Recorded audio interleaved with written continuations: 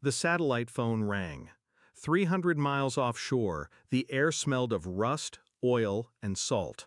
I wiped my hands on a rag and answered. A nurse's voice. Flat, professional, too calm to be anything but bad news. Your daughter is in the hospital. She was attacked. In your home. In the background, her voice, my daughter's. Broken, whispering as though she was afraid the world would punish her for telling the truth.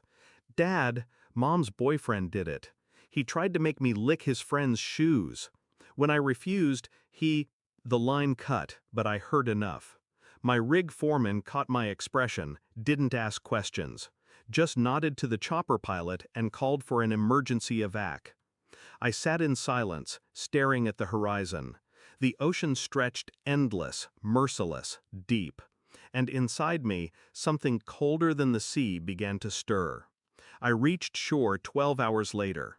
My daughter lay in a hospital bed, bruises painted across her skin. She wouldn't meet my eyes.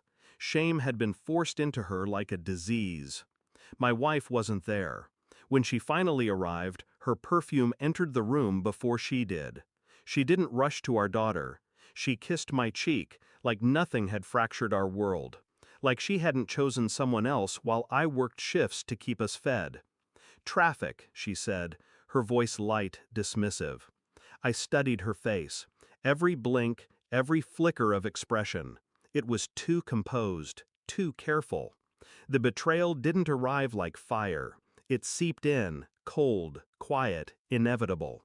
She wasn't surprised by what happened. She was protecting him. My chest tightened, but I spoke nothing. The truth had to be carved carefully, not shouted in rage. I started small. Phone records, receipts, GPS logs. She didn't notice my silence was sharper than any question. She mistook it for restraint. I visited the house while she was out. The bed smelled of another man. His cologne lingered in closets, in the car she borrowed for errands. The boyfriends weren't just rumors or flings. He had been inside our home long enough to feel comfortable leaving his boots by the door. I checked my daughter's school tablet. Messages saved under hidden folders. Photos. His voice telling her to be quiet or Mom will get angry. Each discovery cut deeper. Yet my face stayed still, my words measured. She laughed in the kitchen one evening while cooking, a laugh reserved for someone else, not me, not anymore. I watched her back, and I began to count the ways her lies stacked higher than the walls of our home. DNA doesn't lie. I sent samples, hair from my daughter's brush, saliva from a cup, my own blood. The envelope returned 3 weeks later. She wasn't mine. I stared at the results under a dim lamp. The paper shook once in my hands, then steadied. The storm inside me calmed, sharpened into something surgical. That night, I placed the report on the dining table. She entered, heels clicking, wine glass in hand. She saw the envelope, saw my eyes. What's this? Her voice cracked too soon. Guilt always shows itself early. Read. She tore it open, lips trembling. When her eyes scanned the page, she broke. A sound escaped her chest, half sob, half denial. I can explain. No. My voice was quiet, detached. I don't need explanations. Her tears hit the paper. But I stayed still, carved from stone. I slid my daughter's hospital bracelet across the table. Her name, her date of birth, proof of the night she was broken.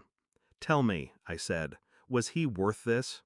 Her shoulders caved. She clutched her hair, shaking. Words failed her, drowned in guilt and panic. I didn't raise my voice, didn't strike her. I simply handed her the evidence of her own destruction. Then I stood, walked to the door. She followed, pleading, grasping at my arm like a drowning woman. I peeled her fingers off, one by one. You chose him, I whispered. You protected him. Now you can live with him. The door shut behind me with the finality of a coffin lid. I sat outside, engine running, hands steady on the wheel.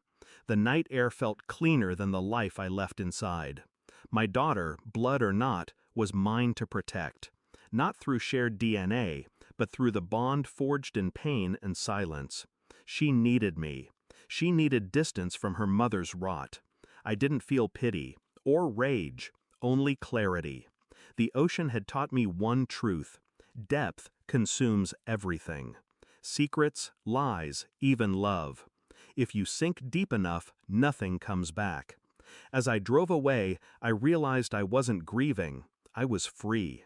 And freedom, I learned, doesn't come with joy. It comes with silence. Thanks for watching. Don't forget to like, share, and comment. Subscribe now to Cheating Stories Insight World for more amazing stories.